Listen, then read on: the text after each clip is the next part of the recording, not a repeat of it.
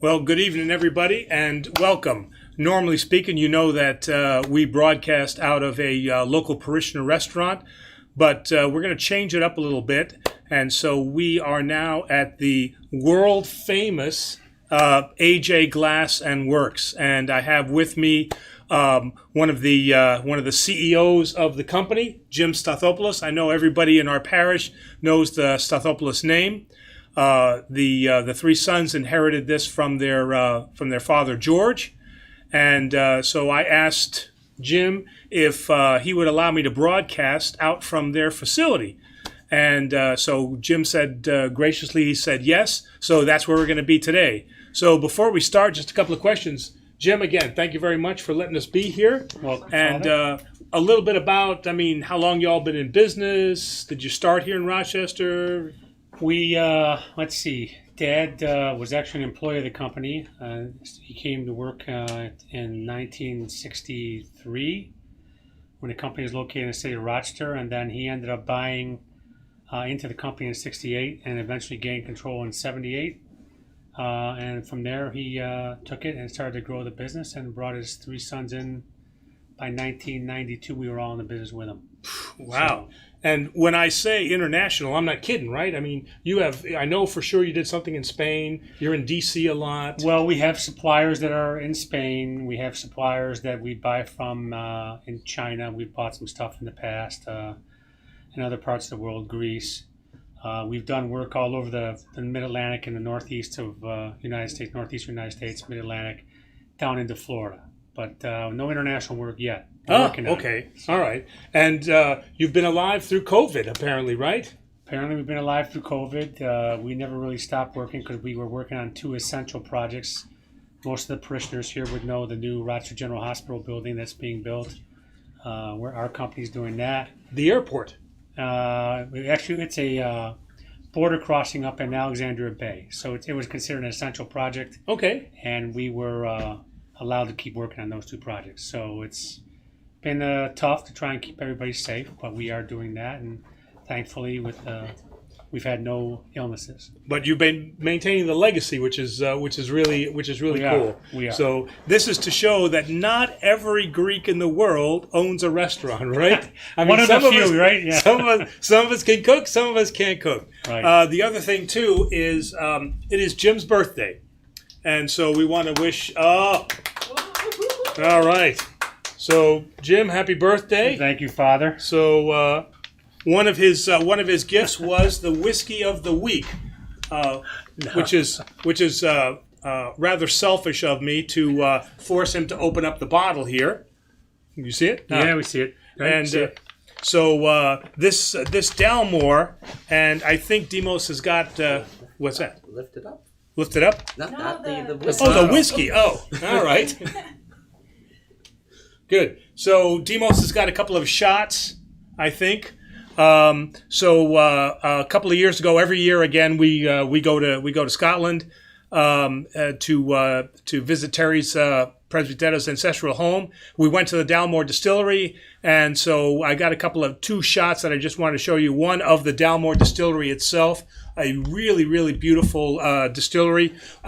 You can see the stag is the classic motto or the emblem of the Dalmore family because they were deer hunters.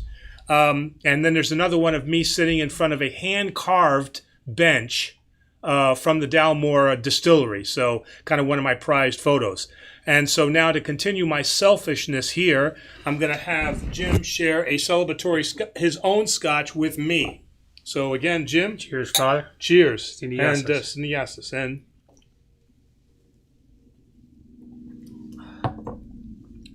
very good. Very good? Very good. All right. So again, Jim, thank you very much for letting us use your facility here. And I think it's on to the show. All right. Do you have a question for Father before? No, I don't. I'm good. I'm going to sit here and listen. He knows everything. All right. So Hardly. We'll go ahead and switch with Marissa now. Okay. And because Jim's got work to do. He's got to get back and get to work again. Yeah, right. Oh, do you need your glasses? Are these yours glasses? Nope. I've already got mine. Yeah, I'm trying. I got to Hello, everybody. I am back So we will get started. So we have one question already here from. Oh, and did we already mention about the new show that we're experimenting with tonight? Oh, Did we talk? Tell us more. So no, you tell us more. Oh, apparently we're doing this for 2 hours. So we've been running over every week now, right? Yeah. At least 20 minutes. So our producer has said, "Hey, let's try this a little bit longer and kind of see what happens." Yeah. So oh, man. if it doesn't work, we'll fire our producer, and if it does Get a work, new we'll one. reward him. Yeah, Yeah. exactly. All right. Yeah, sounds good to me. You can find my resume in the links below. Oh boy. Okay, so the first question is coming from Aaron88205. And he says, "Hello, Father. Thank you always for answering our questions. Mine today is, what is the Orthodox Church's view on the doctrine of the Rapture, held by so many other denominations? I can't English today." The book of Revelation, as you've heard me say on other shows, is not. There's differing Orthodox perspectives on the book of Revelation, of which certainly their rapture is the idea of getting of us who are living getting caught up in the clouds with Jesus Christ and then be taken home. There is a centralist group who does believe that Revelations was written by John to mean the Roman Empire. So. And the fall of the Roman Empire. So there is a certain group of Orthodox that see Revelations and Rapture as, and maybe not Rapture, but Revelations as already happening. It is a historical. It is a historical event that has occurred, and it was the fall of Rome. There is certainly another group that believes that it is something yet to come. So the millennialists who believe that, in the coming millennium, that we'll have then the 1,000-year reign, and then Jesus Christ will come, it'll be the second coming. So we do believe that there will be a rapture of some type, but there has not been given the dedicated doctrine that, let's say, a Protestant theology would give to it. So again, for us, in terms of Revelation and Rapture, the Orthodox Church is in its fullness is much more concerned about life right now and what is salvific for you, what's salvific for Demos, what is salvific for us, and the focus tends to be on that. So there's not necessarily a lot of time spent on Revelation and Rapture. It's not something that we disbelieve in, but at the same time, it's not something that we spend necessarily too much time on. There are certain factions within Orthodoxy that do spend quite a bit of time. Father Seraphim Rose has written a lot about this, but from a centralist viewpoint, we focus more on the today. So, what would, from your perspective, or what do you think the rapture would look like? So I certainly believe, as is written in Revelations, that we will experience now a passion very similar to what Jesus Christ experienced. And what I mean by that is not all of us being crucified, but I certainly mean that we will come under persecution. Mm-hmm. So as you see now more and more of the world starting to become more agnostic and more atheistic, that there will be a persecution of the church. And certainly there will be a higher persecution of that church that retains what we would think of as rigid standards. Not allowing, let's say, gay marriage. We would have rules for divorce, the concept of a spiritual court, the order of the liturgy, priests wearing vestments. A lot of these are coming under scrutiny, and people are starting to ask, why do we do these things? So certainly a much more, if I could say, ecclesiastical church is going to see those persecutions. That's what I see as the coming rapture, is that more and more of us will suffer that persecution. And again, not to say that we're going to be hanging on a cross, but certainly we will become outcasts in our own society. Okay, I see what you're saying. So a few other things in the chat.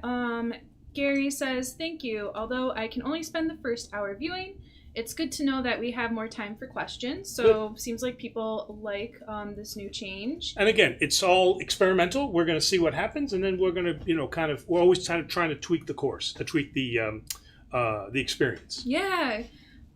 Medieval Guitar says greetings. Wow, I love that name. That is so cool. They ask, can the Theotokos hear my prayer if I pray silently in my mind only? Thank you. So we certainly believe that God allows what he allows. And we certainly believe that the Lady Theotokos, as the mother of our Lord, being closest to her son, could act as an intercessor. Now, that doesn't, again, mean that she saves us in any way, but we certainly believe that she has made herself known throughout history to certain people at certain particular times. So we do feel that the Lady Theotokos is active in our Christian lives, and that when we call upon her intercessorily for her son to grant that request. Again, she grants no request. She doesn't have that power, but certainly she has the closest ear to her son. And I liken it to growing up. Again, I know when I was growing up and I did something wrong, I did not want to go directly to my father. I would sidestep and I would go through my mom. Because my mom could soften the blow with my dad. This is somewhat how we see the Lady Theotokos, is that we don't pray to her, but we pray through her in this kind of Protestant-style prayer chain. So yes, absolutely, she would hear the prayers. So with your analogy to softening of blows, so if you were to pray to God or Jesus directly, do you think they'd have a harsher answer for you in your prayers, than Theotokos would? Well, if we believe that God, and in many of our Orthodox services, we call them the Allcompassionate and Infinite Mercy, then I believe that the answer would be no. However, there is a wonderful icon, a very, very old icon, that dates back to the Byzantine Empire, and around the time when the final destruction of Constantinople was coming. There is a wonderful icon where, now the classic icon we have is of the Lady Theotokos with the child Jesus, right? And she's holding him, right? And she has her hand here, and then he has her hand like this. There is an icon, and I've only seen it in monasteries, and it's Jesus raising his hand, and then the Theotokos has her hand on top of his hand, because the idea being that in that time he was, because of what had happened in Constantinople and it was falling, that he was going to allow the destruction of Constantinople, the final falling, and she put her hand over his hand to say, no, it's not that time, and the city of Constantinople was saved. And out of this, now we get the Paraklesis service, the wonderful Paraklesis service. So there is that idea, and in the Old Testament, we have the idea where Gomorrah was going to be destroyed, and we have Abraham who comes in and says, if I can find 100 men, 50 men, 10 men, 1 man. So this idea that we as mortals have the ability to possibly stay the hand of God. So in that sense, it's kind of a dichotomy there, because again, we say infinite mercy and all that, but we do have certain situations where we have seen that destructive power of God also. But we see that his infinite mercy comes in that one person who intercedes stays that hand.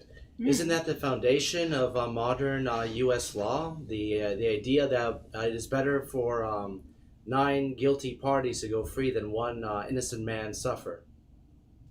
Similar, I would say similar. The reason I don't say exactly like is because we do believe that that people, I've got to be very careful how I say this, that there will be justice. All right, so that and our prayers even call out the sins that we do will have a consequence. But if we come back in repentance, then that is wiped clean. But we have to come back. So that's why I would say there's the difference, is because even with those 9 men that are guilty, there is still, without repentance, there is still consequence. Wow. So moving on just a little bit here. So Gary says, thank you, Father, for your answer. There's also a very good book on the second coming of Christ. A second look at the second coming by T.L. Fraser. Okay. It's published by Ancient Faith Publishing. Awesome. So just some commentary on that. So if Demos, if you we can copy that down, because I really appreciate the book selections that you've been giving me, because I've used those to take the time out to read them and then see if they should be on the suggested reading list. Yeah, I figured I would get to that as before we get to more questions and stuff.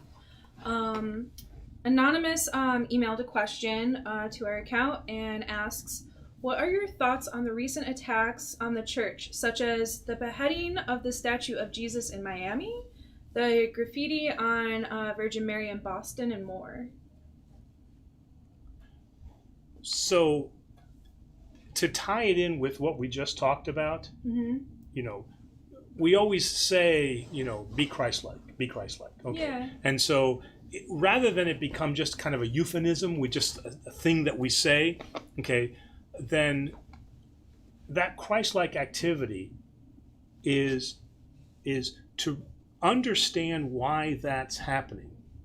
There's, again, I love this quote that, and I'm trying to remember the author and I can't. Maybe atheists have it right, because I would not want to believe in the God they believe in, right? So something has happened that they would want to initiate that kind of defamation or that kind of destruction. So we don't feel that comes, or let me put it another way, we feel that comes from a place of pain. Yeah. We don't feel that comes from a wanton desire to destroy. So in that sense, the Christian attitude towards that is to understand why that happens. Statues are statues. Wood is wood. Buildings are buildings. Okay. What is important to us is the salvation of a human person. If a statue gets destroyed, then we have to understand that person and reach out to that person in love. This is historically what Christians have done, and they have been persecuted for, is because they have gone to their graves always praying and loving that person that was persecuting them. Jesus says very clearly, love one another, and we love those who love us, and we love those who hate us. To love somebody that loves you, he said, even criminals and robbers do that. Mm-hmm. We have to step beyond that, and we have to then act and respond to those who do these acts and understand why. So to reach out and say, you've destroyed my statue of the Theotokos, it's not your statue at all. It's a piece of marble. The proper response is, let me understand what it is that caused that. And once we get down to where that pain is, now we can touch and reach that person. Yeah, now you're finding the core of the problem. Yes, yeah. The destruction of the statues is more of a symptom right. of the problem. Exactly. Really interesting. Continuing on, but wait, there's a follow-up question from the same person. Okay. They ask, what are your thoughts on the recent controversy of the race of Jesus in modern contemporary presentations, i.e. Jesus not being white? Does it really matter? I mean, come on, think about it. If he lived in Jerusalem, and again, if you've been to Jerusalem, it is hot. Yeah. Okay? There is sun a lot. Okay? To have a long-haired, lily-white Jesus is like probably the stupidest thing I've ever heard. Okay? I mean, Yeah. probably again, I don't see any long hair. In my own mind, I imagine a very, very dark-skinned. I don't necessarily think black, because I think that if he was born in Nazareth, then he comes from that region, that Arab region. Okay, so very dark-skinned and probably curly hair. Yeah. Middle Eastern. What? Yeah, Middle Eastern. A Middle Eastern look. I can't see this long flowing locks. Yeah, You know, like I he's mean, from, I don't know. you know, Is it a England? Californian surfer? Yeah, Californian surfer. well, I was gonna say he probably doesn't look like Jim Morrison. All right, Yeah. you know, he probably looks more like. No, he doesn't look like you. No, Demos, he doesn't look like you. I'm trying to think now. Maybe he looks more like Bruce Almighty.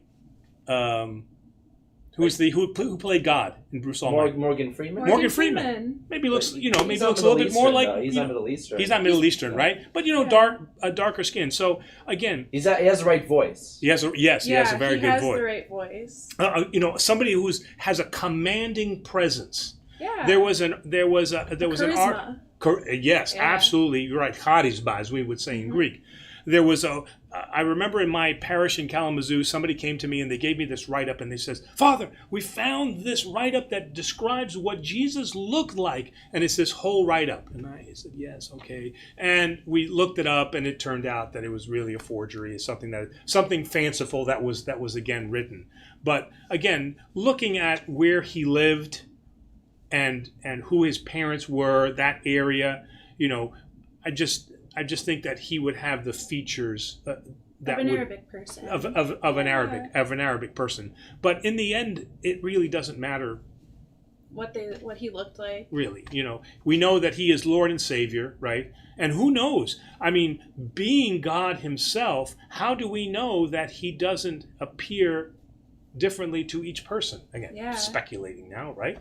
What about the thought of God being a woman? What is the Orthodoxy take on that? Is there one? So so this is where we are allowing our anthropomorphic. Ooh, I said that. Yeah, but then we apply this concept of of male and female. Yeah, this him is pronouns to God. Right, and instead of they, shouldn't it be they? It should be they, because what does God say? Let us create him in our image, both male and female.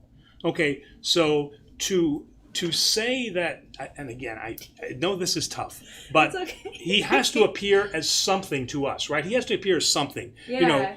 But if you look at his characteristics, he has very masculine characteristics. I mean, he beats the money changers. I mean, and then at Lazarus, he weeps.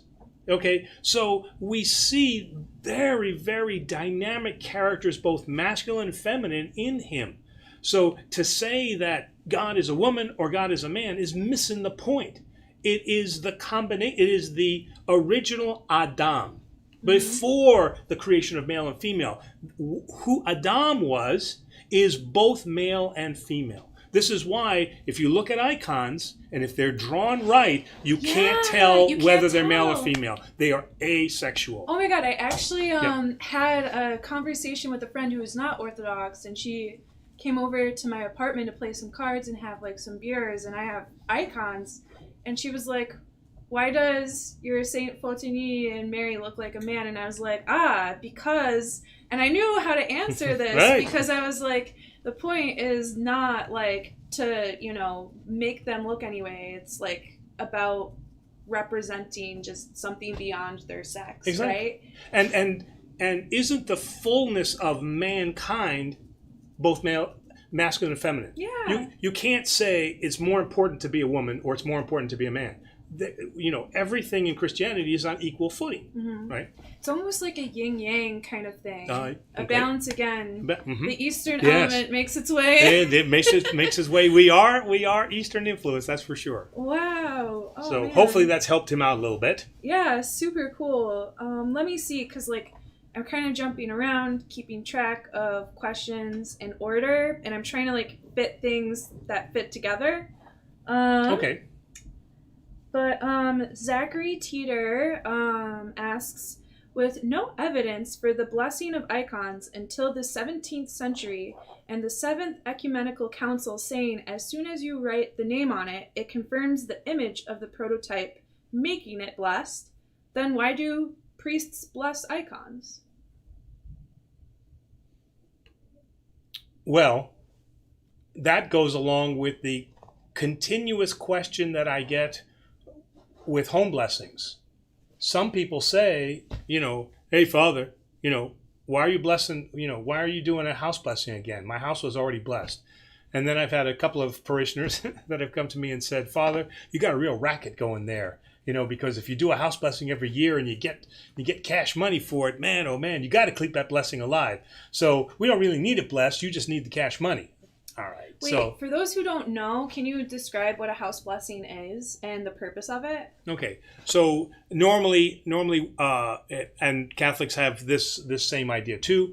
So normally once a year, it is the tradition within the Orthodox Church that you can call the priest and you can ask if your home can be blessed. So the priest will come to your home, okay, and then he'll have holy water with him. It's a very, very blessing of the water service, blessings of the water service. It's the small one. And then I'll go around to each room and I'll sprinkle them with water. Okay. So it's literally just I don't want to call it a baptism, certainly, but it is just me going around to each area of the home, cars, garages, any place that that you would live in. Mm-hmm. And then that asks that the protection of the Holy Spirit be continuously there. Is it absolutely necessary that this be done? Of course not. You can do a house blessing by yourself. You don't necessarily need a priest to do that. Okay. So his question falls into that same category. Why do we do the house blessing again and again and again? Okay. And the idea is that it reminds people of what the purpose of that sacrament is. Without some degree of repetition, we tend to forget. If I taught you how to ride a bicycle, okay, and then I said don't ride that bicycle again for 20 years, right? Okay, when you came back to it, you'd at least recognize what the bicycle is, right? But you might not be sure about it might not be sure how to ride it. But with a little bit of practice, you could remember. We don't, and that's part of church too, we don't want you to fall out of the pattern of knowing that God is continuously active in your life. Mm-hmm. So we return to the home so that the children that are there can get their icon out, and we can talk again about why the icon is there. So blessings of the icons is an idea to reinstill in us the fact that these prototypes are important to us, because many times what happens is we take our icon, we put it on the shelf, and we tend to, sometimes if we're not active in it, we tend to forget about it. And it just becomes another adornment in the house. But with the idea of the blessing, it's like, I remember why I got that icon and why it's important to me. Yeah, that's a good take. Or it is the take. But the idea that the blessing runs out in a year and the Holy Spirit leaves and then we have to restore. No, that's all nonsense. Yeah, let me see. Sorry, I don't have my glasses on, so I'm like crouching kind of weirdly. So, Benjamin D says, Father, I'm an agnostic considering Orthodoxy, but I don't know whether to read books on God's existence first. I'm still unsure as to my next step. Could you give me some advice? Thanks. Well, now I'm going to play psychologist. Okay. What do you think you should do? Right? Isn't that what the psychologist? They never answer your question. They just turn your answer into a question, right? Okay. They hold a mirror up to yourself so you can see yourself. What do you think that you should do? I think that it could be self-defeating to read books about the existence of God, because at the end of the day, it can't be proven. All right, and it can then. You can fall into despair because you can talk yourself out of every argument. All right. So so the idea is maybe not to start with how do I prove that God exists, but maybe to take it from the perspective of, let me unpack why I want to explore orthodoxy, right? Because you're agnostic for a reason. Something has happened, okay? And again, I'm making an assumption here that maybe that you, if you say you were agnostic, I'm guessing that you had some kind of religious upbringing, something. Okay, Yeah. and then that religious upbringing could have become tainted, like mine was. You know, a lot of stupid and silly things that I heard that made no sense, and then I got an engineering degree, and I'm like, okay, now I got to think logically. All right, so I fell away. So I would not, again, from my experience, I would not seek out, does God exist? I would spend more time on myself. Why do I want to learn about orthodoxy? And then from there, start on maybe books or articles that talk about what is the Christian faith, what is the Orthodox faith, and how does this align with what I am looking for? An agnostic is on a path looking for something. Okay, you have to give that something a name, and that's where that journey needs to begin. Yeah, I think that's a beautiful answer because it could be so applicable to so many qualms people are going through in general, but it's very aptly put by putting it back to someone asking does God exist? Well, even the question of why does this question even matter so much to you? What are you missing, kind of thing. Right. Yeah. And like I said, I cannot prove to you logically. Well, no, I take that back. I cannot prove to you empirically or mathematically that God exists. I can show you logical arguments, but each one of those logical arguments could also have scientific alternatives.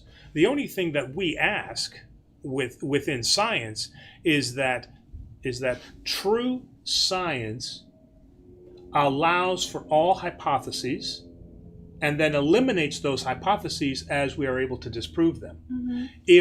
If you are making a scientific approach, if you're taking a scientific path, and then you are saying, but this hypothesis is excluded, then you're not scientific, right? Then you're biased, okay? You have to allow for that and then logically exclude that as something that doesn't exist. But it is unscientific to pick and choose the hypothesis that you think you should pursue. Yeah, I think it's also important for many people to realize that, because I, like Father, who has an engineering background, I'm a physicist, so I am getting my PhD in physics, and not many people realize that you can hold both. You can hold the spiritual side and, you can explore religions and ask these kind of questions and still think logically and still think empirically and skeptically about the world around you. Absolutely, So you can have both. No one is dictating to you, one way or the other, besides yourself. Right. And those are things that make people atheistic and agnostic, is when they meet people who say, pick one. Yeah. Either you're a scientist or you're a religious fanatic. Pick one. And that's unfair. Yeah, and I would say when I was younger and I was taking physics really seriously and I wanted this to be my career step, I highly was thinking about atheism and really going hard into the whole empirically based full-on skeptical kind of mode. And at the same time I felt like I was depriving myself of something personally at the same time. Again, through lots of therapy and having someone hold the mirror up to you, you can realize a lot about why you're making these choices, spiritually at least.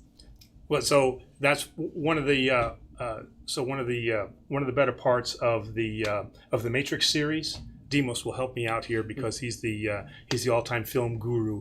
But the one where they were having the discussion with the Frenchman at dinner and talking about primal cause. The second one. Was that the second one with the crazy demon cause guy? And effect. The whole cause and effect. There's a wonderful spirituality to that discussion, and it was kind of hidden in the movie, And I just, that just, made my mind explode just trying to work through that. So I just... Determinism very versus free sensual. will. Oh, yeah. Sorry. Very sensual scene, if I remember correctly. I don't. Okay. we'll let you say that. We'll just give that to Demos. That's... But not to get too sidetracked, I don't want to miss anybody's questions or comments. But Benjamin does kind of confirm, saying that he was a Jehovah's Witness, but left before their baptism, thankfully, in quotations. Parentheses. Some more questions. Mark Evans asks, is the communion water blessed? Communion water? That's a little confusing for me. I assume, and you may repeat this if nobody can hear me, I assume he means the water that you mix with the wine before... Oh, okay. So if what you're speaking about is the act of mixing the water with the wine, so read that question again. What is... Mark Evans asks, is the communion water blessed? So the answer... Technically speaking, yes. Remember, the symbolic, or let me back up here. Most everything that is done ritualistically in the Orthodox Church is done for a very specific purpose. There's a reason behind it. And it gets cloaked in symbolism, okay? And then we forget why we did it originally, okay? Originally, communion was just wine. But what happened was people were passing around the cup and, getting a little toasted, all right? And so it became a canon law, and again, canon law being the law of the church, that wine must be mixed with water, and that anybody that does not mix wine with water be anathema. Anathema is that you should be struck from the church, okay? Oh, yeah. All right? So... the word in Greek for a water and wine mixture is krasi. But isn't that just wine? Today it is. But the original meaning of krasi is a water and wine mix. Wine by itself is ino. That's why if you look at a bottle of Greek wine, it will never say, kokino krasi. It'll say kokino ino. Yeah. So ino is the word. Krasi becomes what is that blend. Okay. The symbology that covered that was when Christ was hit with the spear, right? Out came blood and water. And so that's why we mix both of those. But the practicality of it is that this becomes a very low-grade mix, right? Immediately after I add that, what I say is, and may God bless the union of the gifts.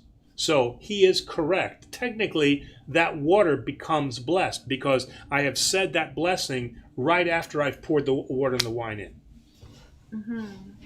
Blessed is the union of thy gifts.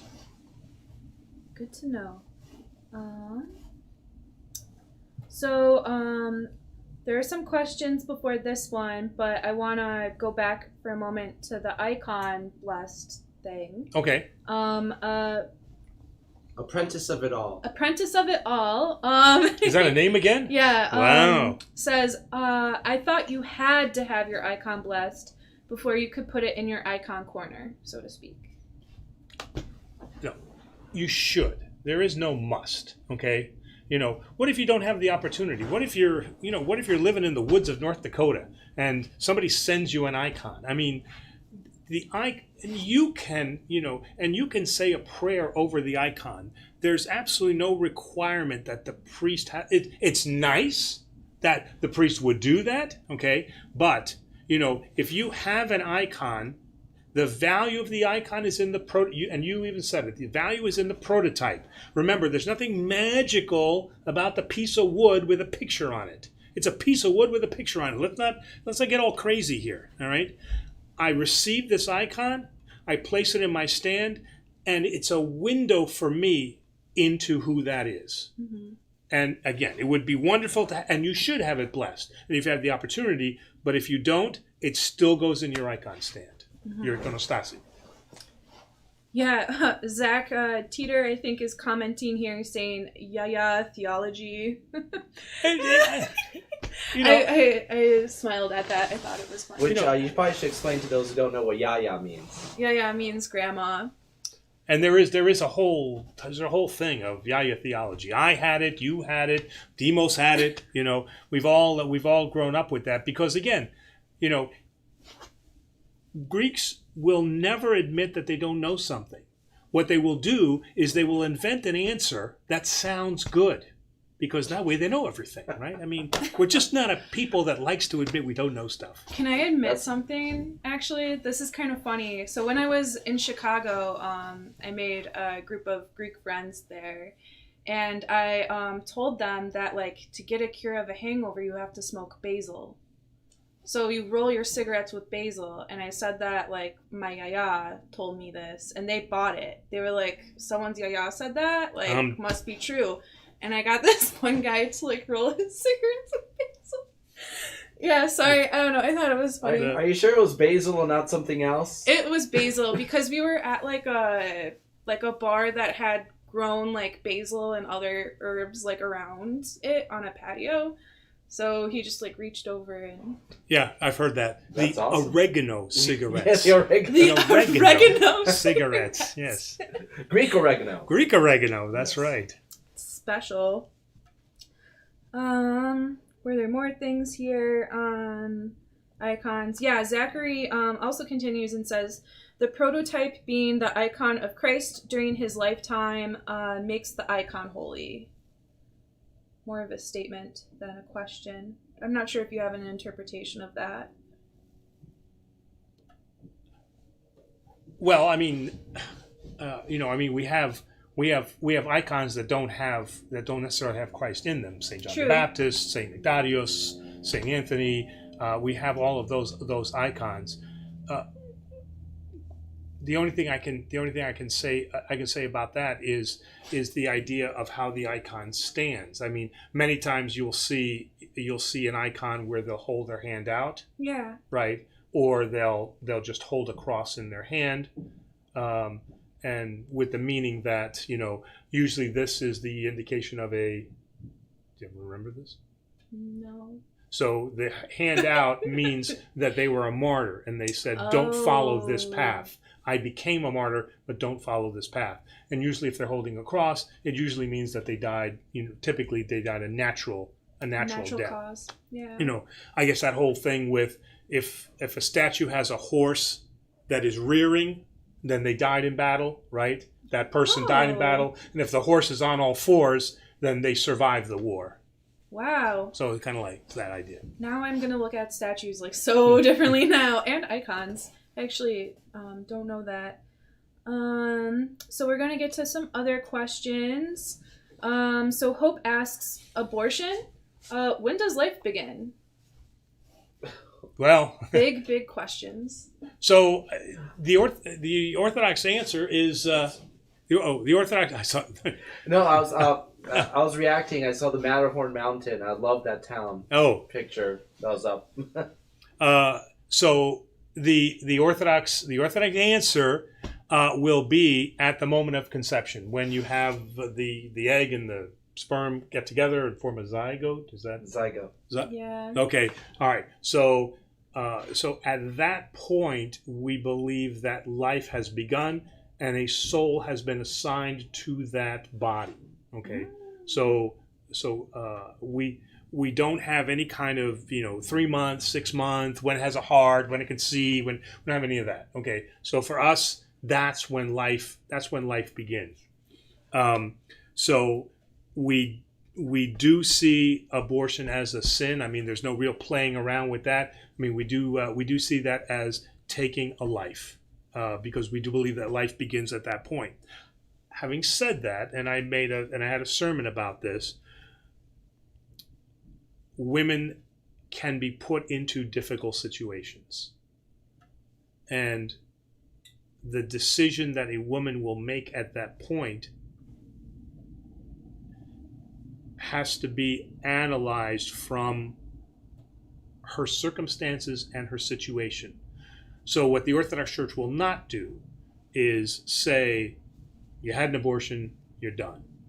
That kind of idea.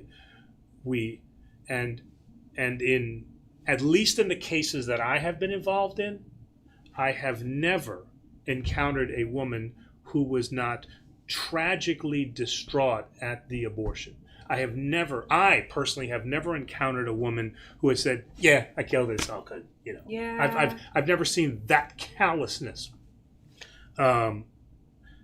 So to see the pain on her face, she recognizes what has been done.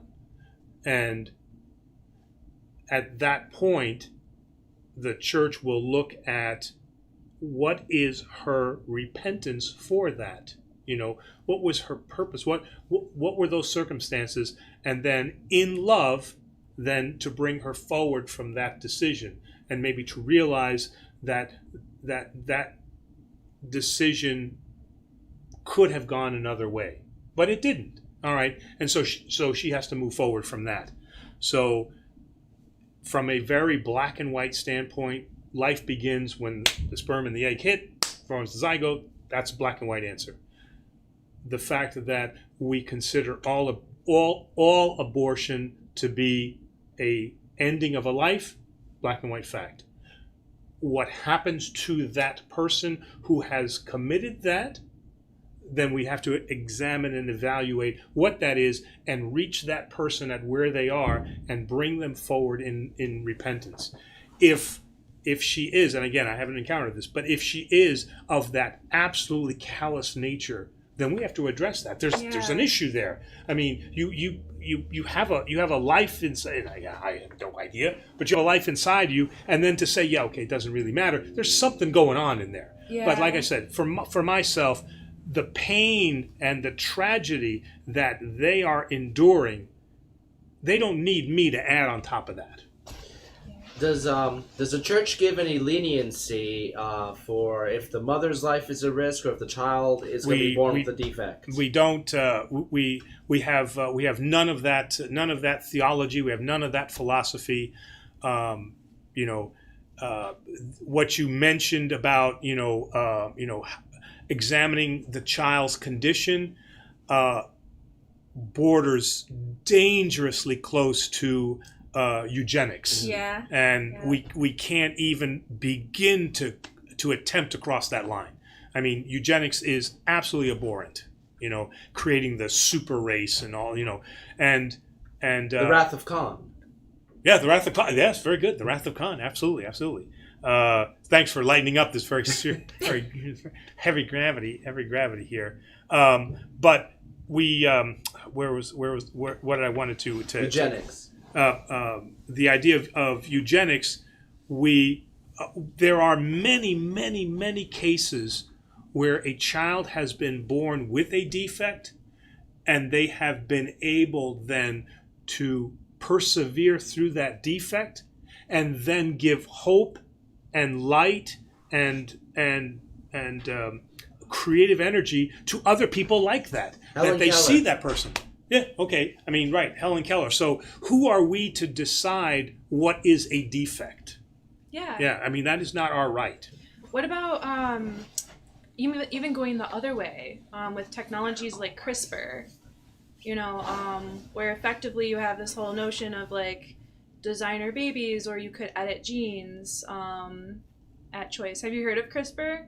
I have not heard of CRISPR, but I've heard about if that's kind of what the concepts of that are. The Orthodox Church is resistant to genetic research for the purpose of eugenics. And again, designer babies and all that kind of stuff is creating my own perfect son or daughter. That's really mind of God stuff, and we would prefer to leave that in God's hands. Now that doesn't mean that we don't take life-saving measures, and do what we can, and that doesn't mean that if a doctor makes a decision to save the mother over the baby, The church doesn't now condemn the doctor and say you should have saved the baby and the mother. We never make those calls. The doctor does what the doctor does. Okay, but we're not on a rampage. We're not on a rampage now to bomb abortion clinics. We're not going to be putting people in jail. But we truly believe that those discussions have to happen from a point of love and understand why she made the decision that she made. Yeah, we'll move away from sad topics to heavy topics. Heavy Yes. topics, rather. Yeah, to some other ones that John might be. K has a happy question. Yeah. John K's next question on the docket. He asks, how do you pray from the heart, pretty much? Not just say words in general. Like, how do you sincerely pray, genuinely pray? This was great because we're doing, we have the Tuesday Zoom Bible study that we do. We're going through the Gospel of Mark right now. And we're at the point right now where we're in chapter 10, and we have Jesus on the way to Jerusalem. He's passing through Jericho, and the blind man, Bartimaeus, hears him. And he leaps up and he says, Jesus of Nazareth, have mercy on me. There you go. There's your prayer. This idea of the long words and praying for hours, and again, not to say that that's bad, but it's kind of the marathon thing.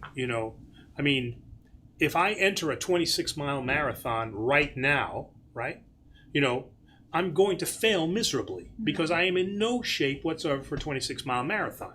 Demos probably is, okay? All right. What are you laughing at? Oh, I'm sorry. Yeah, that was rude of me. That was rude. I'm sorry.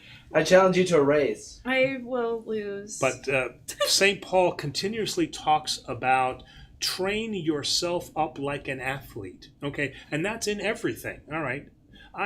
It's very difficult for me to have a prayer life because I got, a bazillion things on my mind that I'm thinking about, I'm thinking about, what's next week's whiskey? What are the questions going to be? Yeah. What's my parish council president gonna say? When we have some other function. I've got all these things on my mind. So I just can't do the 6-hour prayer. I'm not a monk. Mm-hmm. All right. But what I can do is when there is a calling for me that something's important, I say, Lord Jesus Christ, have mercy on me. Here, help me in my hour of despair with X. We're done. Mm-hmm. And you can build yourself up from there, So don't get caught up in, this idea of, as Jesus says, the Pharisees who like to hear themselves say all these long, big words because it's so impressive, and people who will recite the Psalms to you from memory. Okay, yeah, great, you're really impressive, but how many of those words are you actually hearing? Yeah. Right. So if you're going to say the prayer that comes from the mind is the one where you're just spouting out words and you're making yourself heard for people. The prayer that comes from the heart is, you know what? My mom's in the hospital. She's got cancer. She's ready to die. And I'm just asking, please, have mercy on her and grant her whatever strength you can. That's a prayer from the heart. That's fine. And God hears that. Mm-hmm.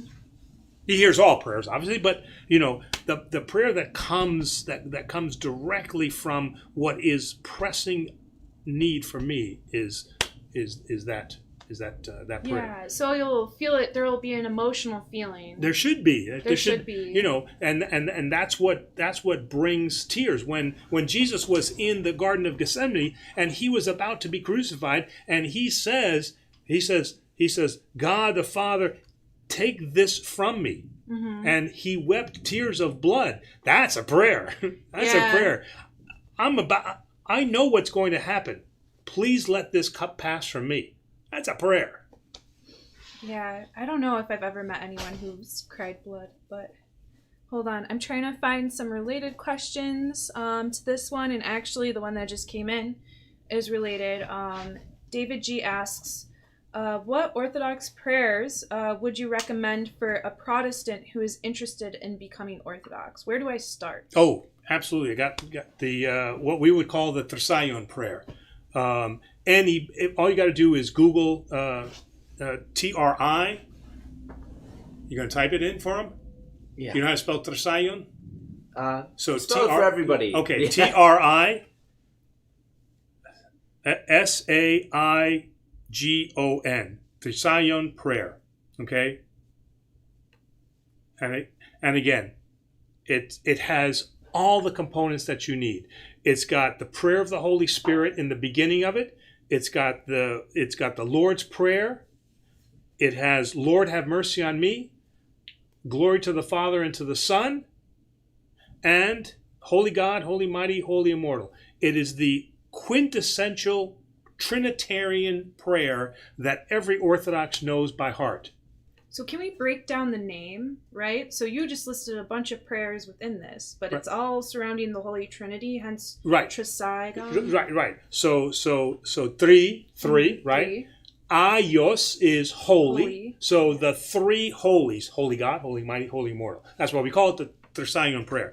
The Trisagion prayer begins almost every service that we do, okay? Whether it's Orthros, it doesn't really begin with Divine Liturgy, our house blessing prayers, funeral prayers, cemetery blessings, baptisms, all of these prayers all have that Trisagion prayer in that. And like I said, it's composed of the three holies, the prayer to the Holy Spirit, the Lord's Prayer, which we were told to pray, and then glory to the Father and Son and Holy Spirit. I added it in the comment description. Right. Because if you're coming into our church and you want to impress people, if you know the Trisagion prayer, trust me. So if I was raised Catholic, and if I recall correctly, my mom would always have me sit on the edge of the bed, or kneel at the edge of my bed before bedtime with like a rosary and like give like 3 Hail Marys or something. Sure. Okay. Would you say that's like the 3 Hail Marys version for Orthodoxy? How long is the rosary again? Oh, I don't know. I was like 5. How would I remember? Okay. All right. Okay. So the component missing in the Trisagion prayer is the Theotokos, is the Virgin Mary. That's the one that's missing in the Trisagion prayer. Whereas I think the rosary prays actually Is Mary, literally Mary, for Holy Mary. Mother. Right. Yeah. Right. So that would be closer to what would be like our Paraklesis service, where we have that dedicated to the Theotokos, but still speaking then to Christ. But that's where I would start. Absolutely. Yeah, Gary, so thankful for you, Gary. Gary says 150, I think, for the rosary. 150 beads, I think, is what it is. Wow, okay. Right? Yeah. Oh, yeah. It's like a long, like almost like a necklace. I remember wanting to wear it as a necklace, and my mom's like, don't do that. Kurt 1129.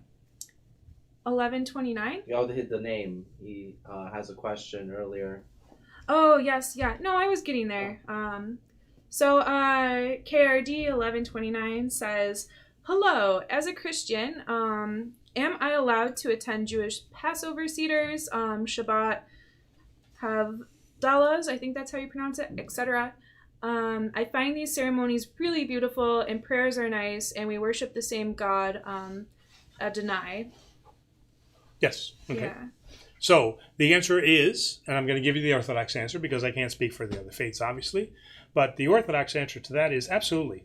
In fact, at my last parish, every year I would get invited to a seder at the local Jewish synagogue there, and I was very, very good friends with the rabbi, and my parishioners absolutely loved it. You cannot participate. As a Christian, you cannot participate. You can enjoy, but participation involves belief. Because if you are participating and not believing, then you're making mockery of what they're doing. Right, I mean, because again, you got to be very careful here, because you're saying things you don't believe. Okay, so I've gone. We had a mosque next to our church in Flint, and I got invited many, many times there to hear the prayers because I've never been to a mosque. I want to see what it's like. Yeah. So like I said, I regularly went to a Jewish synagogue. I've been to the mosque.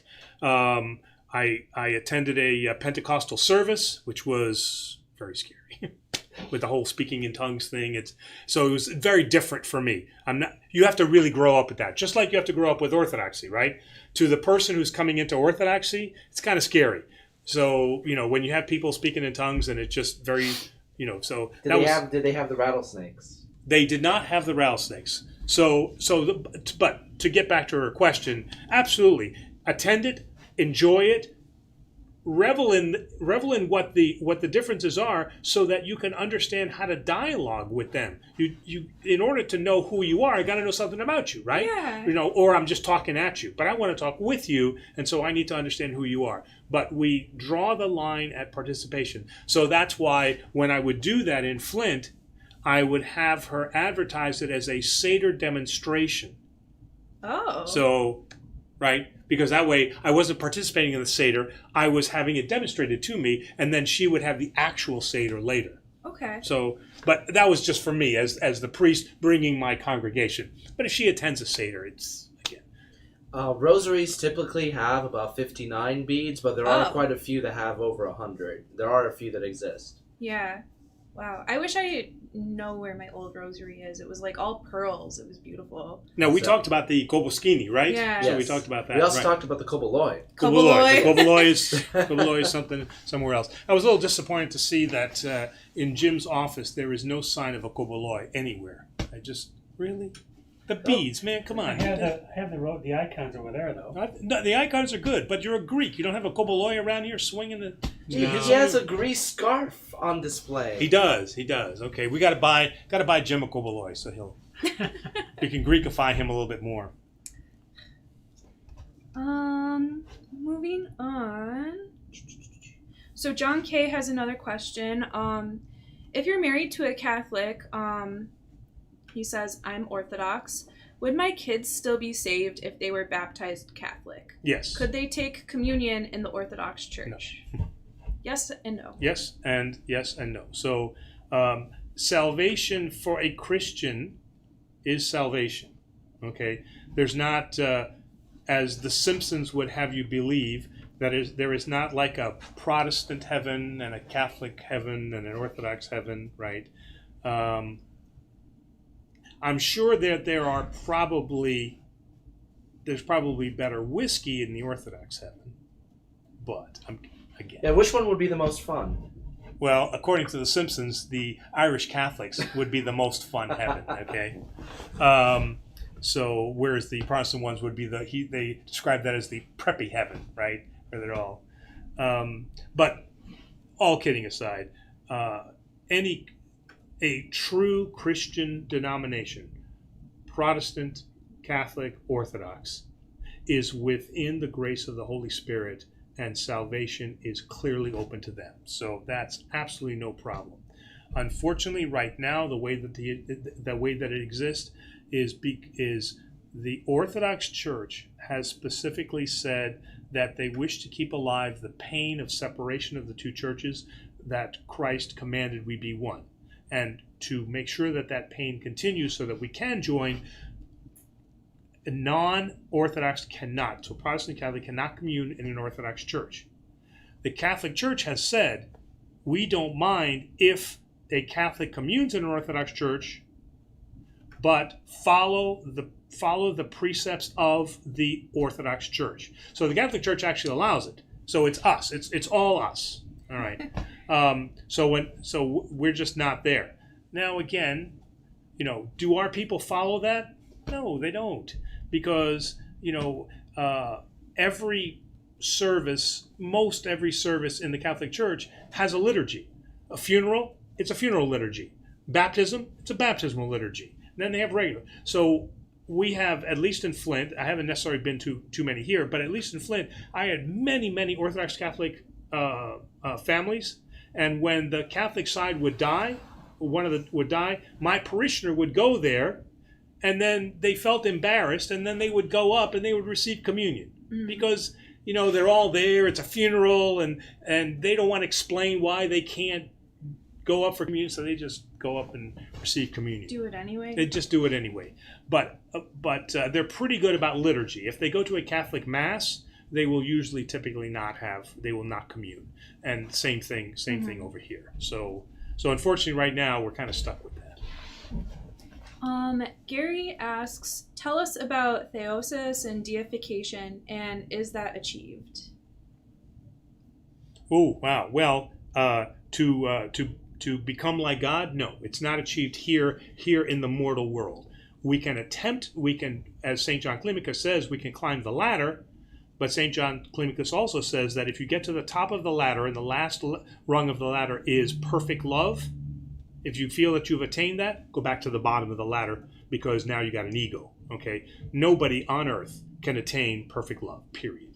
Okay, so the idea of theosis is so that not to become God, but to become fully Christ-like in every way.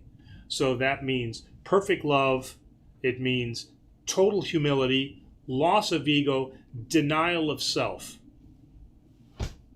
None of us in this room are that, okay?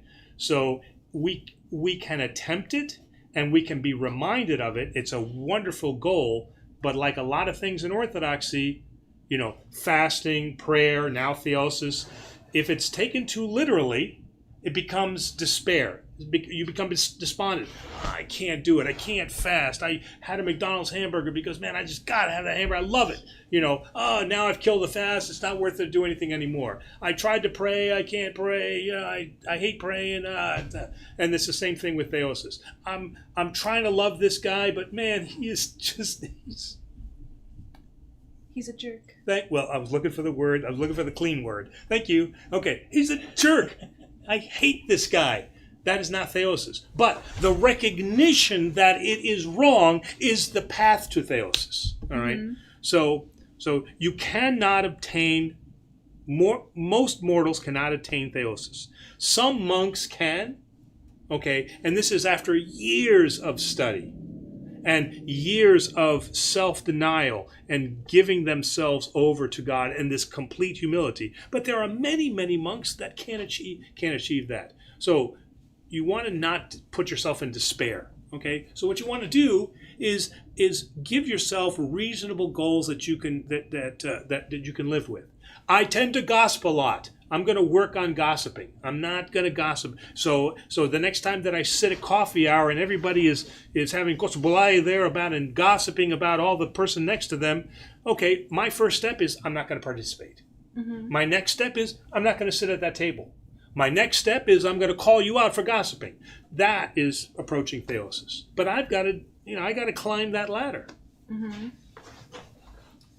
Moving on to the next question, NG1A asks or says, I attended a Greek Orthodox Church of America, and a woman was serving in the altar during the liturgy.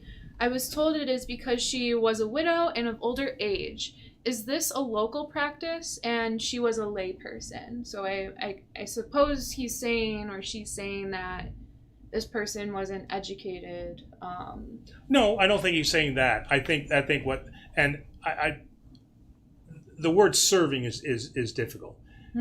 More than likely, they're not talking about serving in a clerical role. They weren't like dressed as a priest or as a bishop or as a deacon. Okay. What they were doing altar boy things. Okay, that's how they were serving. I'm making an assumption that that's what they're talking about.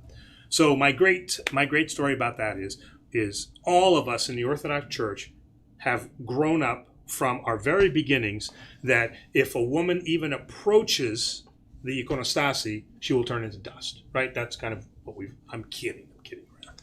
So.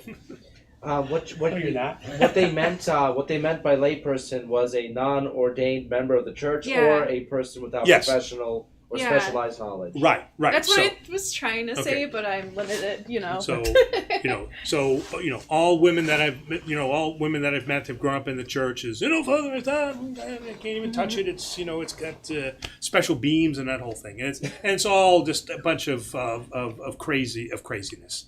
So my story on that was I went to my one of my good friends' ordinations at the cathedral in Denver, and Bishop Isaiah was there, and there is like 15 of us as priests, and we're all there, and we're all ready, and he's going to become ordained and everything like that. And we're all behind the altar, and we're just talking, and we're vesting the bishop. So we're helping the bishop get dressed. The door opens, and this old lady walks in and carries the prosper, the bread. She puts the bread in, and she's setting it on the counter, and she's preparing it and this and that, And all of a sudden, every single one of us freezes. We freeze right in our tracks. We look over at Bishop Isaiah, and he looks over at us, and he goes, eh. So after that, it was like, okay. So and when I was serving in Thessaloniki, I'm not serving. I was an acolyte there. I was helping out. Okay, and the bishop of blessed memory, Bishop Pandelimon was there. Bishop Pandelimon was there, and we would go and we would visit all these smaller churches. Pretty much every single church that I was in, it was some old woman that was there, making sure that the censer was lit, bringing the prospero, giving the knife to the priest, because they didn't have that many people. So we've made a big deal of it here in America, and it's not the big deal that it needs to be. So certainly we do not have ordained clergy. We do not have ordained women clergy. That is just not on the table. But we have had many, many cases where we have had most of the time elderly widowed women who help bring the bread in, and in smaller churches kind of take on those duties. And that's, so is it a common practice? Not necessarily. But in smaller churches, you know what? You use the help that you have. Mm-hmm. Yeah, let's see here. Apprentice of It All asks... Is there any Coke left in that? Yeah, I was getting tired. I'll get you one because we're in Corona. Oh, we're in Corona. That's right. I'll get you one. Okay, good. Apprentice of It All asks, what is the Orthodox explanation of Jacob I have loved, but forgive me of butchering this name, Esau? E-S-A-U? Oh, Esau. Esau. Mm-hmm. I hated. Why did God hate Esau? Old Testament. And again, I know that we use, I know that we read a lot into the Old Testament. This is, again, this is the story about the two brothers and Esau stealing the birthright of the one. So, again, I hate to use that word hate. There may be a displeasure of God with his act of stealing a birthright, okay? But I don't think that in any way, we never see God as hateful, spiteful, vengeful. We don't necessarily use those. We don't use those descriptors for God, and I think that's where it has really become problematic for atheists and agnostics, is because we have created two gods. One is the God who is the author of evil, has allowed sin to come into the world and death, and is vengeful and spiteful and smiting. And then we have Jesus, who is the happy God, that he loves you no matter what it is that you do. And this dichotomy is absolutely ridiculous. Either it's one God or there's no God, right? You can't have these two different gods. This is what Marcion thought, and Marcion was declared a heretic. So we have misinterpretation and mischaracterization of who God is here and who God is here, Old Testament versus New Testament. Mm-hmm. I had a thought and it went away about that, but maybe it will come back to me. Moving on. David G says, a spiritual brother who converted to Orthodoxy 10 years ago described Orthodox monasticism and spiritual life like monastics having black belts and everyone with white belts. Would you agree? Yeah, I wouldn't disagree with that. If you look at Christianity as a sport, I would say that probably I would still say that there are plenty of yellow and green belt monks who really haven't. Thank you, sir.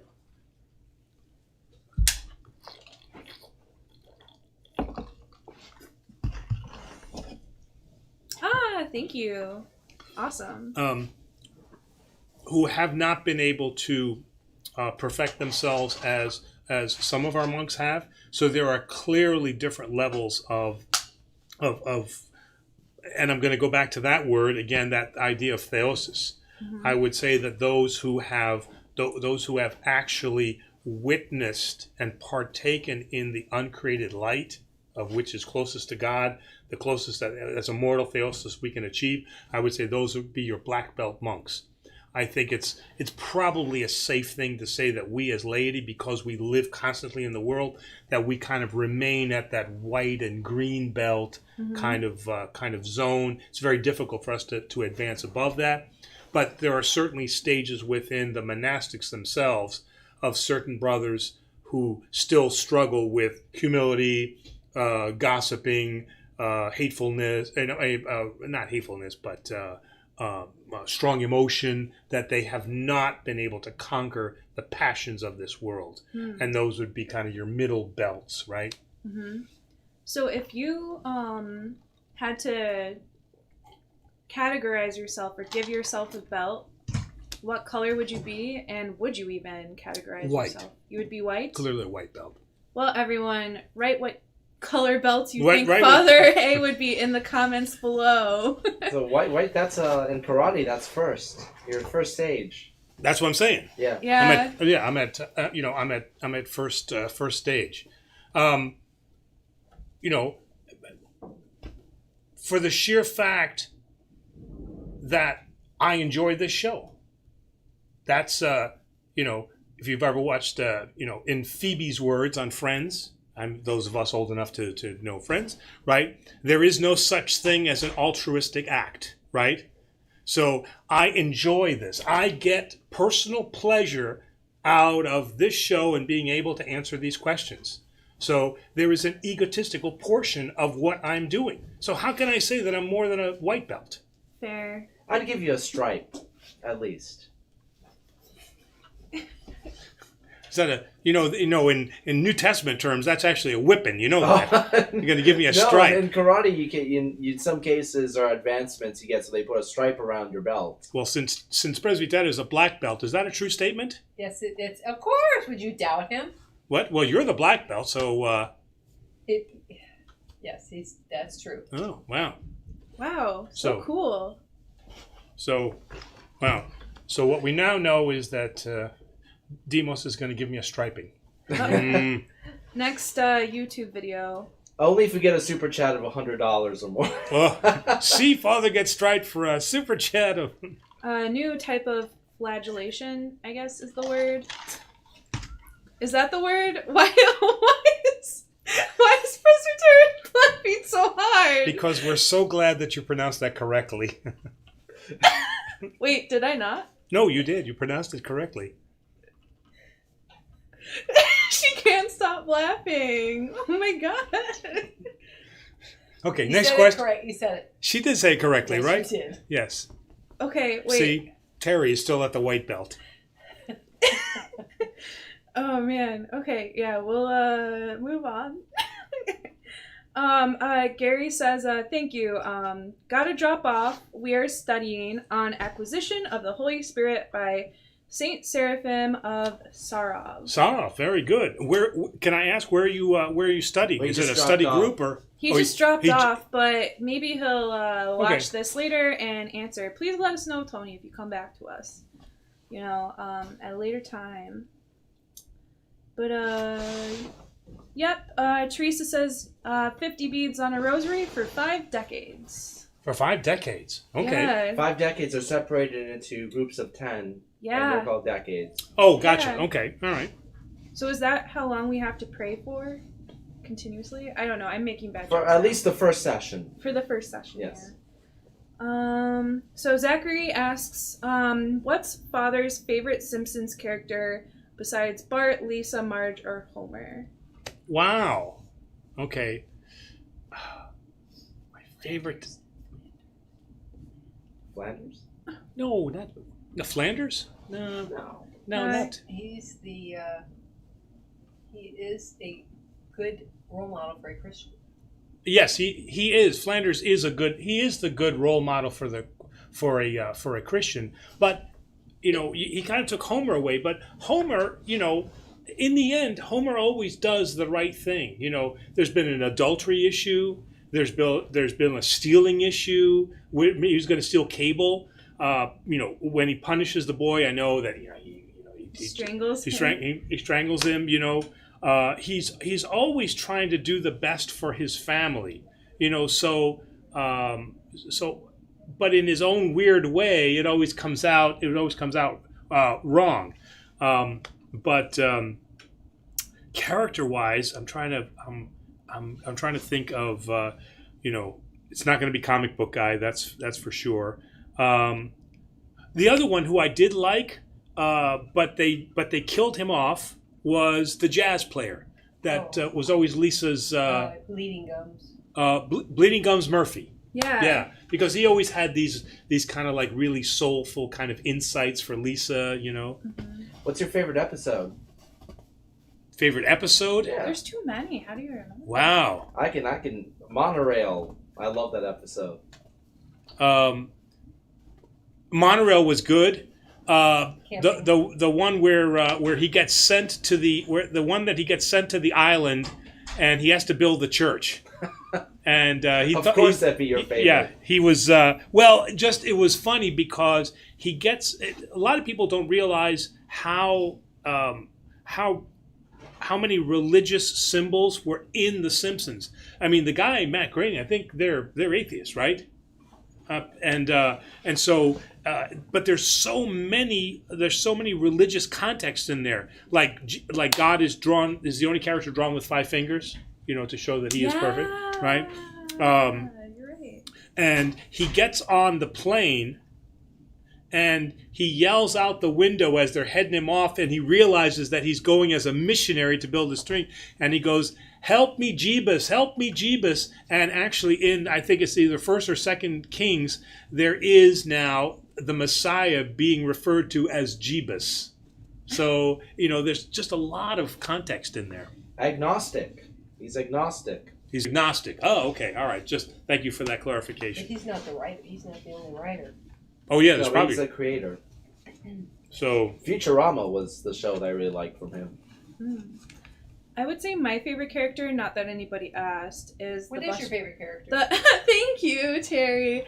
I like the bus driver, to be honest. I don't know. He's stalwart, committed to his job, always there, on time, picking up the kids. Oh, Otto. Yeah. Also, I guess I like the hair too. But Lisa probably is my favorite character. There's a quote from her that's like, I like shapes, colors, animals, justice, and feelings or something. And that's like, I feel like that's my personality. So, but yeah, no, The Simpsons are good. I think I'm going to start rewatching that. So John K. thanks us. He says, "Thank you so much, guys. God bless you." And he includes a waving and heart emoji. Really sweet. I love emojis. NG1A says, "I've had Catholic priests offer a prayer instead of communion. Otherwise, I do not participate." Yes. Yeah, that's usually what we instruct. Typically, that's what we instruct our Orthodox our Orthodox parishioners who visit Catholic churches or have family in Catholic churches. Is if they want to, they can go up with their family, and I'll usually talk to the Catholic representative. I'll talk to the Catholic priest, and I'll say, if you wouldn't mind, please know that the kids of this parish have been baptized Orthodox. And what they'll do is when that child comes up or that person comes up, is they'll just do a blessing. They'll just lay their hand on him until they'll know. So yeah. Yeah. That is good to know. Apprentice of It All thanks you with regard to something that they had always wondered about, but I don't know what thing that is. Clearly the Simpsons question. Probably the Simpsons question. Teresa Canhan asks, Can I mention a mobile app that has helped me follow Orthodoxy daily readings? I'm sure you're aware of it. It comes from the Greek Orthodox Archdiocese of America, and it gives readings, prayers, etc. Yes. Is it she doesn't mention it yet. I think she's just asking, but I'm thinking what's the one that we use for chanting? That's Ages. Ages. But this is actually something right on the Archdiocese website, and it just says daily reading. Daily readings, yeah. But it's an app also that it provides you with a daily reading. And we're gonna have an app pretty soon as well. Like our church is actually going to have an app? Yes. Whoa. That's part of the website redesign. You knew this? I did not know this. This is a surprise. Probably by the end of the year. Wow. Wow, apps. Man. Well, we're on the cutting edge of the 20th century. In fact, 21st century. Demos is moving us into the 21st century. So does that mean like I could like do a Grubhub order of like a home cleansing? Yes, keep dreaming big. Keep dreaming big, yes. Just like a one home cleansing, please. Thank you. As long as you tip the priest 20%, we're good. Well, it's always been my dream. It's always been my dream to buy a van, and then on the side print Mysteria machine. Wow. Now you got to get the Greek joke in there, right? As long as it's not a white van that says free candy and puppies, you're good. Don't man, Scooby Doo, man. Right? Oh my God. The mystery machine, Scooby Doo. I know. I'm just like.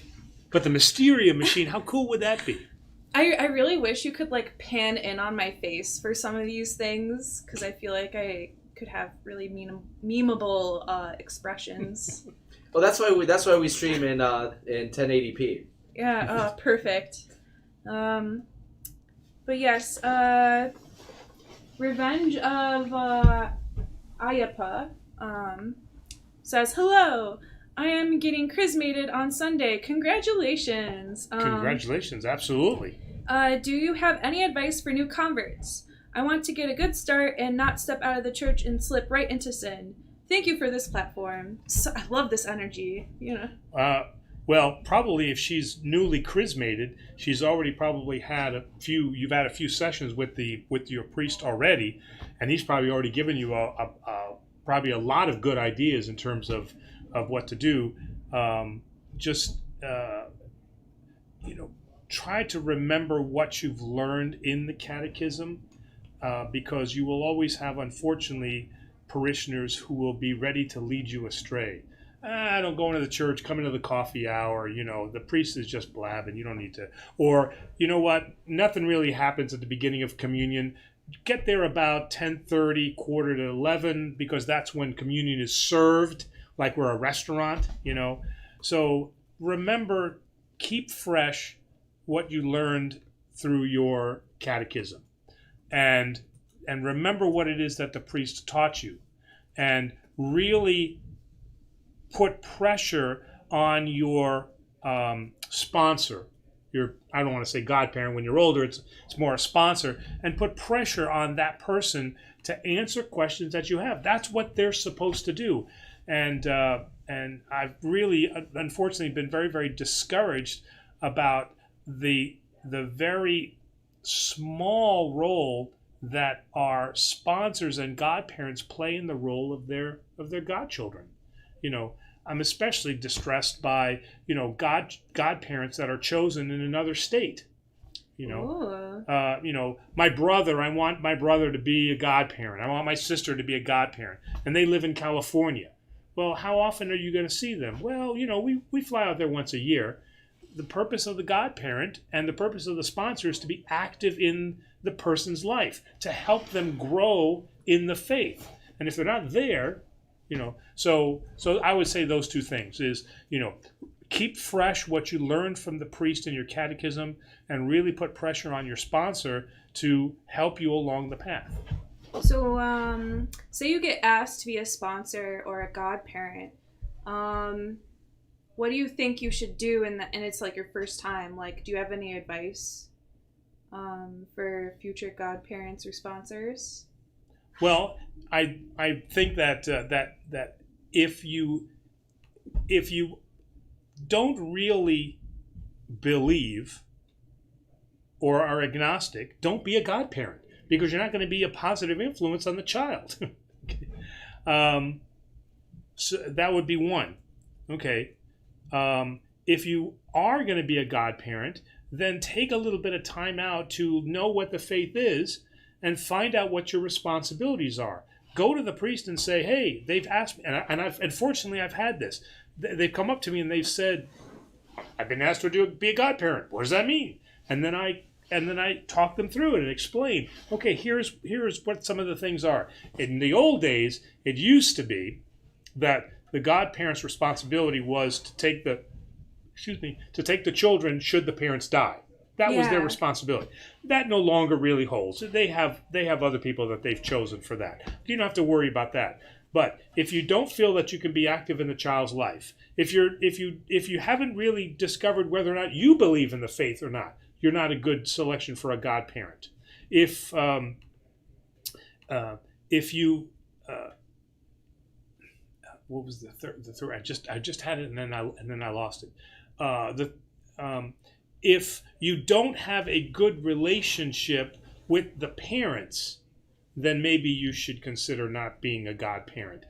Because sometimes they just see it as a magic charm. I just need a godparent. Just, just come to the baptism. I can tolerate your presence there. But after that, get out of my life. Yeah. Okay, so, you don't want to be a godparent in that situation. And most importantly, if you don't want to be a godparent, say, I don't want to be a godparent. Yeah. Okay? This is not anything that you should be forced into doing. If you are not in it body and soul, deny it. You'll be ready maybe sometime, and maybe you'll never be ready. Nobody says that in order to be saved, you have to be a godparent. It's a wonderful and a beautiful thing, but if that's not something you're ready for, say no. So, say in Revenge of Iappa's case, say they were born Catholic and they had a godparent when baptized at birth, and then they go through, the catechism and they get chrismated, and then they have a sponsor. Mm-hmm. So, does that negate their Catholic godparents? No. I see. Yes. That's a good question. Okay. The technical answer would be that they are now of a different expression of Christianity, so that the Orthodox sponsor would be primarily responsible for their ongoing education. The reality of the situation is, if they had a good relationship with their Catholic sponsors, they're going to continue to be active in their lives. The proper response from the Catholic godparents should be, we're happy for you. Yeah. But, if you ever need us, we're here, And I don't see why that just can't be one large family, But, telling the person being chrismated, well, you're going to have to choose now. Are you going to go with Catholic godparents, or are you going to go with Orthodox? Because if you go with them, I'm out of your life. That's not very Christlike. Okay, don't make them choose. Say, you know what? We've had a great long relationship. We're great friends. I love you, and I just want to stay in your life. But I realize that now you have a different expression, and I want to support that. In fact, I want to learn about that. Ah, cool. Yeah, that sounds like a healthy way to approach things. So Tina asks, when did Christians begin wearing a cross as a sign of their Christianity? Oh, wow. I can look it up. Well, again, that's because I don't have an exact answer for when we actually started to wear the cross. I know about the symbol of the fish, when we first started to kind of cryptically hide our Christianity, during the persecutions. But the actual physical wearing of a cross, I'm going to actually have to research that. Yeah, so we'll get back to you, or? Well, you might as well read this as a beginning from Wikipedia.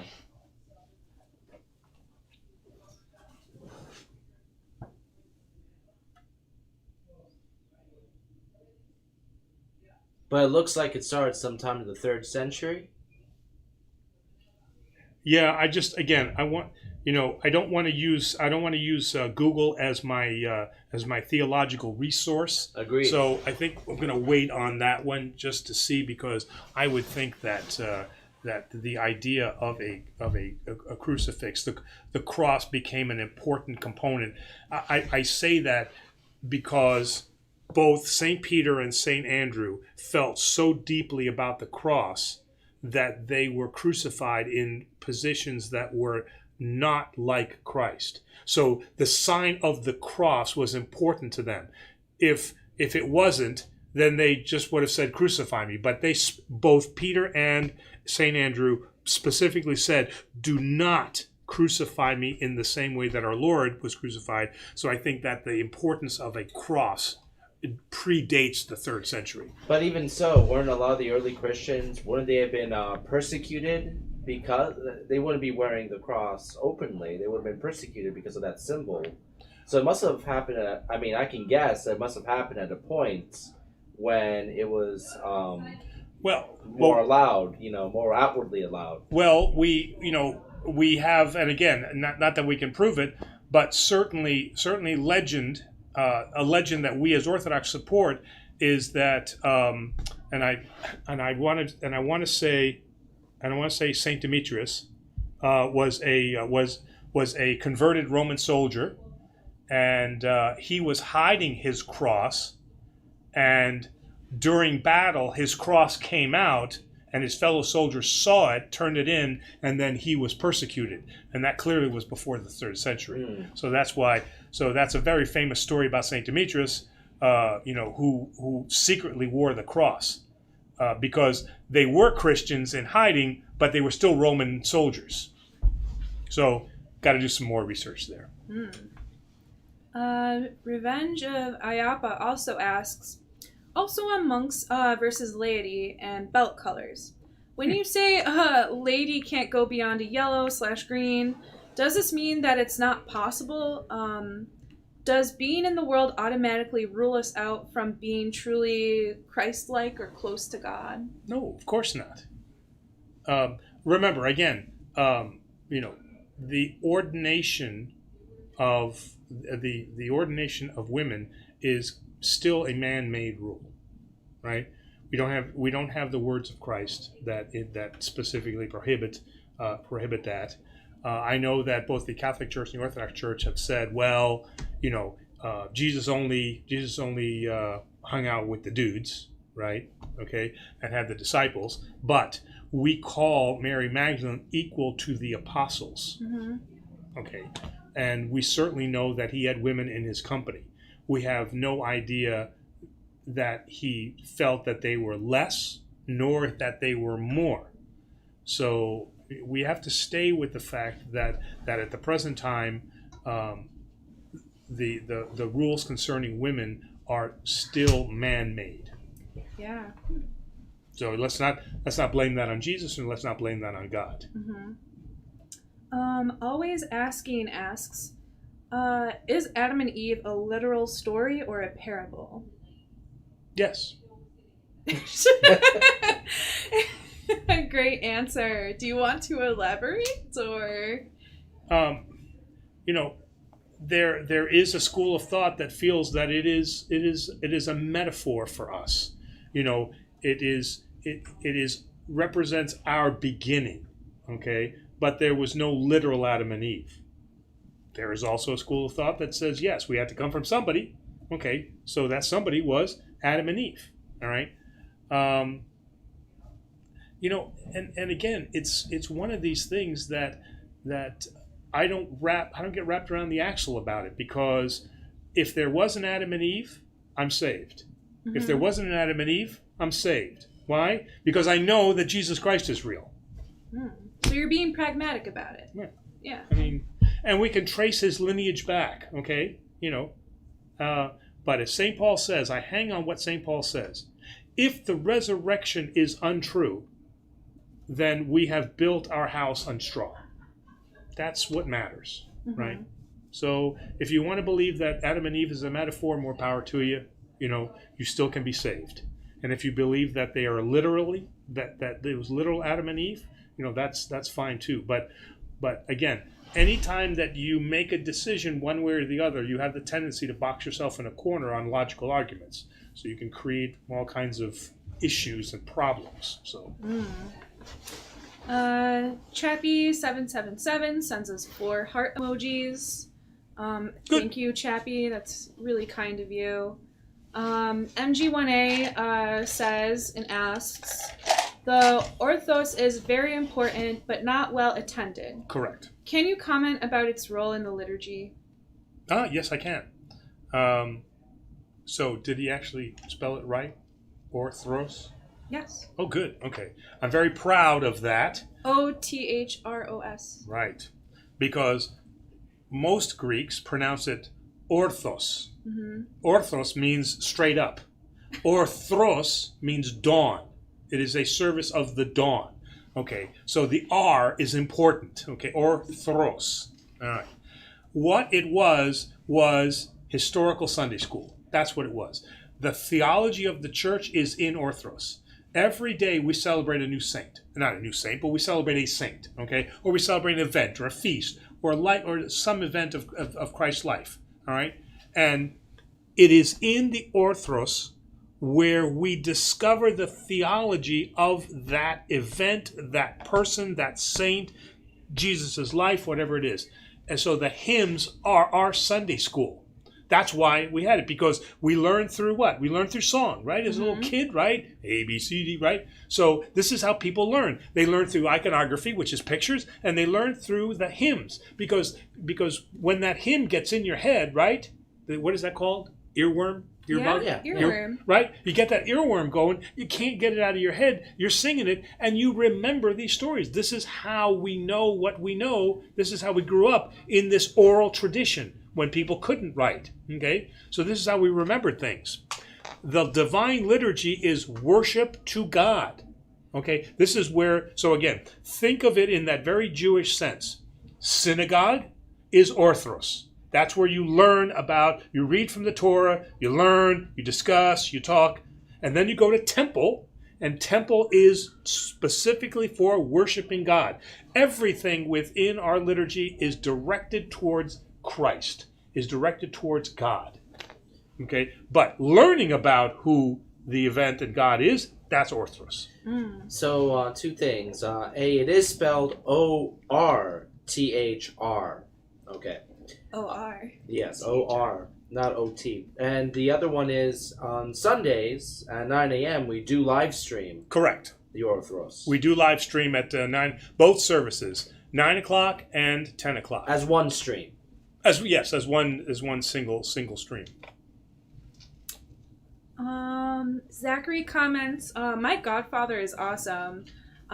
Picked him myself because I knew he would tell me exactly when it happened that I was wrong. Hard but fair, always loving, always giving me stuff to learn. See? Wow. Yeah. Was his name Vito Corleone? The crafty I prefer to be Sunny. Sonny Corleone? I'm Sunny. The crafty tyrannosaur asks, what is your favorite 1980s movie? 1980s movie. I wish you would have said 1970s movie. 1980s movie. Give us both. Terminator. So what? Terminator. Terminator. Actually, it was either going to be a Bond movie or it was going to be Terminator. Oh, Terminator is 1980s Bond. We have For Your Eyes Only. We have Octopussy. We have Never Say Never Again, which is unofficial. A View to a Kill. The Living Daylights, and The License to Kill. So Roger Moore, Timothy Dalton. But I gotta say that Terminator has to be the best, because the whole line of this big naked guy standing in front of the motorcycle guys going, "I need your clothes and your bike," and they're laughing at him, and then he takes it. That's the second one. What's that? No, that's the first one. Is the He does first it in one? both. Oh, he doesn't. Yeah. So I just love that line. So that would, I'd have to say Terminator would be. And my all-time favorite Go movie. No, my all-time favorite movie, Roadhouse. I love Roadhouse. Has nothing whatsoever to do with the Orthodox Church, but I just love Patrick Stewart in Roadhouse. I think that's. St. Patrick Swayze. Oh, Patrick Swayze, Patrick Stewart. I would pay money to see Patrick Stewart Yeah. star in Roadhouse. Patrick Swayze. What's Presbyterian laughing for? She's the one who went yes. Make it so. That's right. I need your clothes. Make it so. Oh, that's Roadhouse. Oh. Oh my god. Chappie777 says, I feel today that I have to live as a Christian in hiding. I am often attacked or persecuted for not bending to corruption. I feel like persecution may increase. What strategy can I use? Well, let me correct your statement. Persecution will increase. There's no maybe about it. It will increase, okay? And we were already told this. You have to make a decision about who you are. And again, I'm not saying that you have to stand on a street corner and shout out the words of Jesus Christ. That's not who we are as Orthodox. We are not evangelical in that sense, okay? But and I know and I realize it in myself. If we go out to eat, both Presbyterian and I make it a point that we will say a blessing over the meal, and then we will do our cross, okay? We won't do it. We have to be very careful not to cross the line, right? You don't want to make it like a boastful thing. Mm-hmm. Look at me, I'm a Christian making my cross. No, it's what we do. It's not private. People will see it, and if they want to make a commentary about it, then that's up to them. But it can't stop me from doing it, okay? If I see an act that is unchristian, somebody saying something very, very spiteful or very nasty or very vengeful about somebody, I have to speak up and say that's not right. One of the things that, one of the things that I feel very bad about in my past is having been with people that some are my friends. And we use language that has been racist.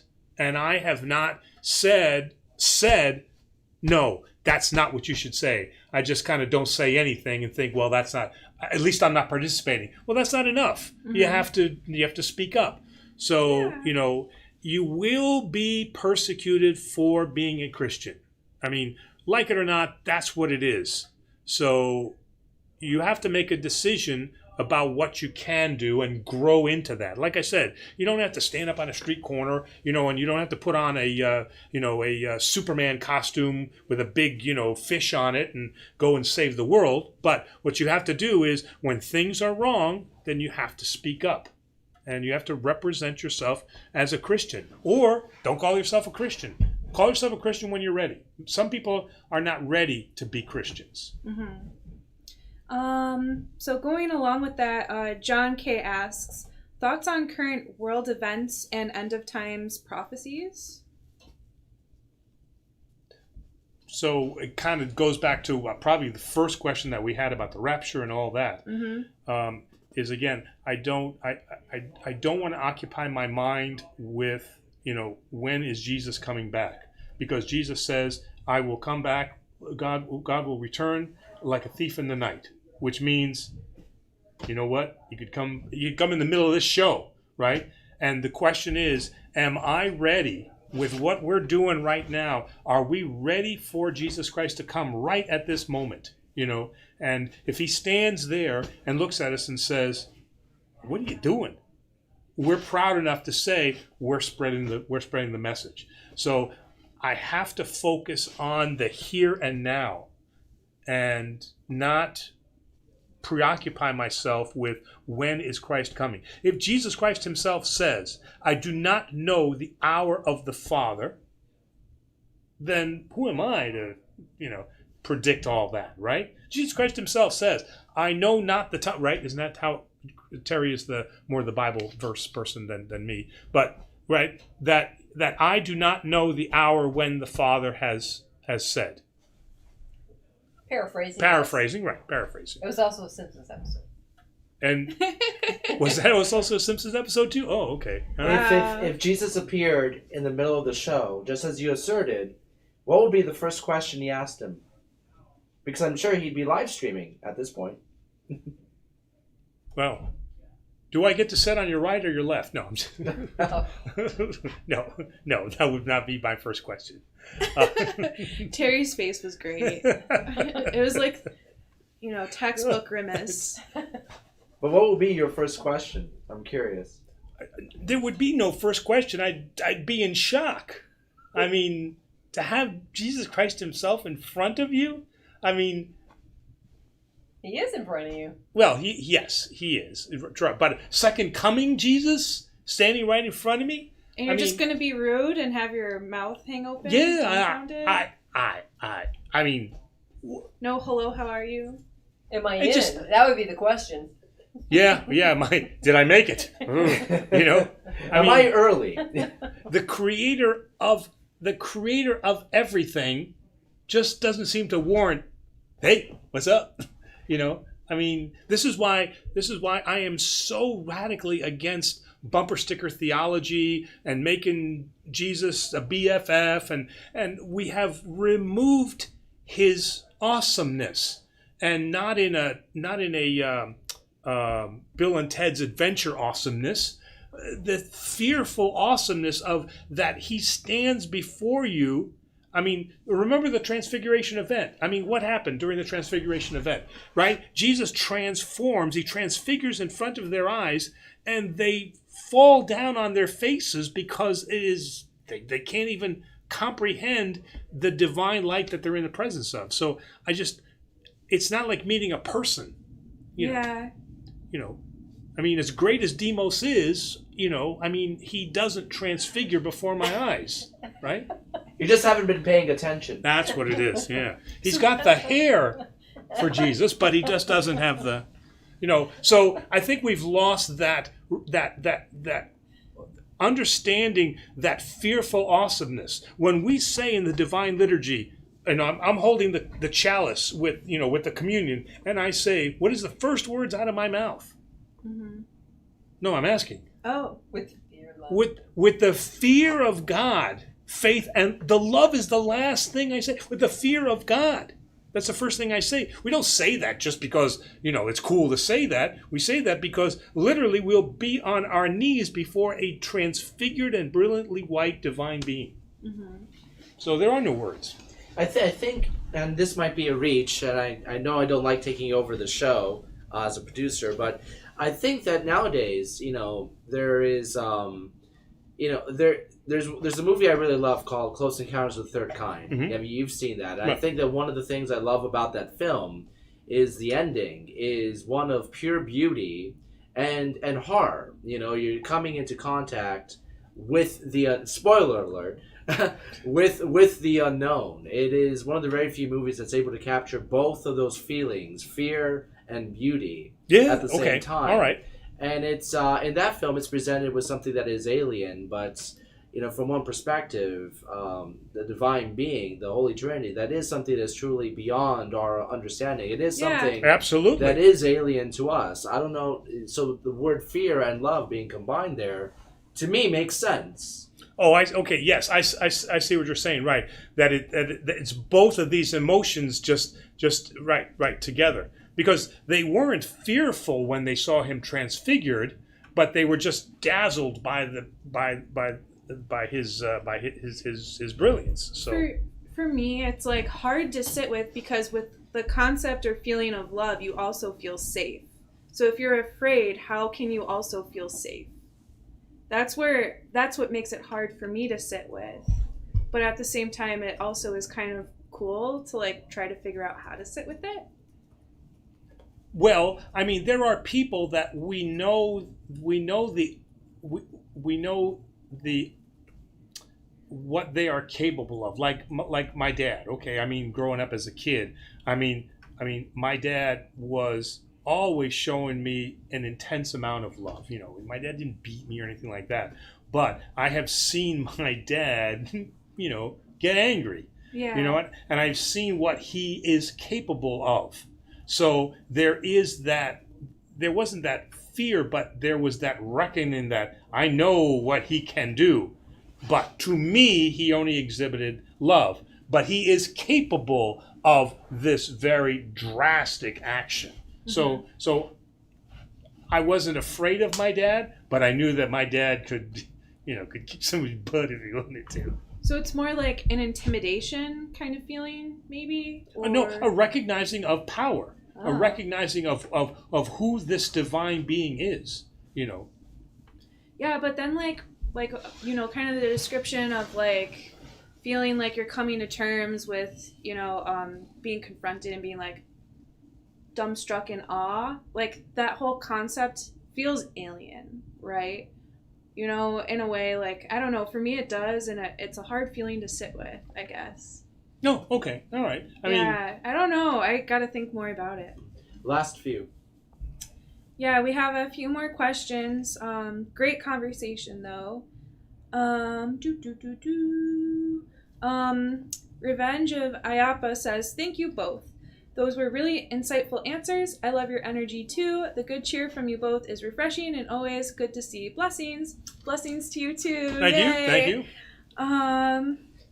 NG1A asks, is there a discussion about whether to follow the Justinian calendar in the future?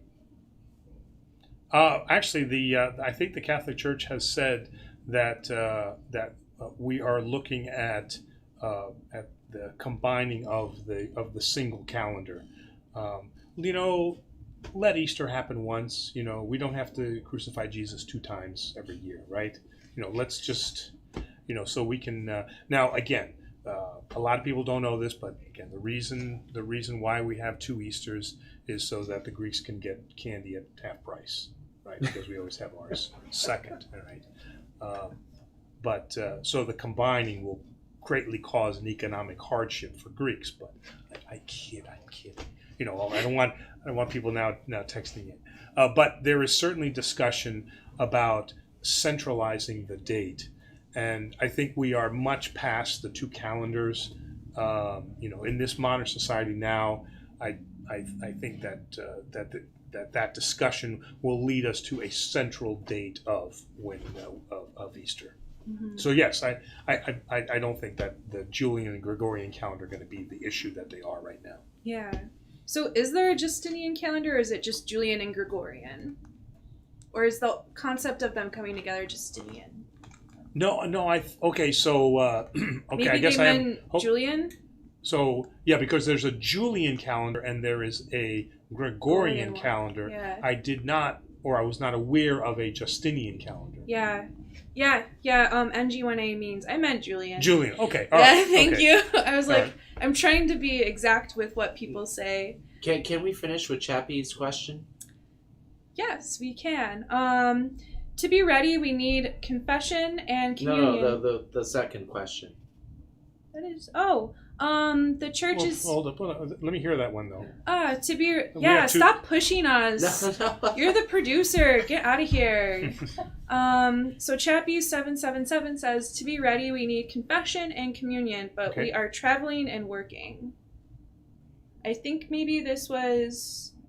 I forget what this might have been in It's a reference to. statement. The second one is the actual question. Okay. All right. So that was an intro to the question. Yeah. Okay. All right. So Chappie asks, the church here is not allowed to open. What should we do? The Orthodox Church is not allowed to open. Yeah, I'm assuming that's what they mean. Are they? Can I ask? Are they in the United States?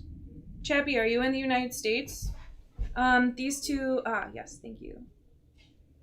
I think we gotta wait like a few seconds because it might be. So, all right.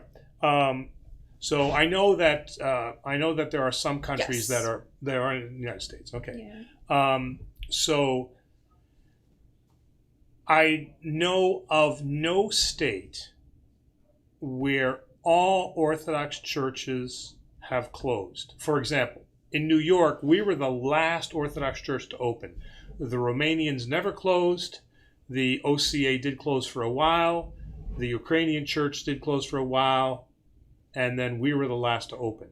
So don't limit yourself to a Greek Orthodox or a Russian or a Romanian, find an Orthodox church. I find it very, very, unless you live, in South Dakota or North Dakota or the middle of Utah, there is an Antiochian church, OCA church, a Roko church, a Greek Orthodox church, a Romanian church, an Ethiopian church. We have many, many Orthodox churches. So what you have to do is seek out the one that's open. Trust me, Romanians don't close their churches, okay? And their communion is equal to our communion, all right? Confession, a little bit more difficult.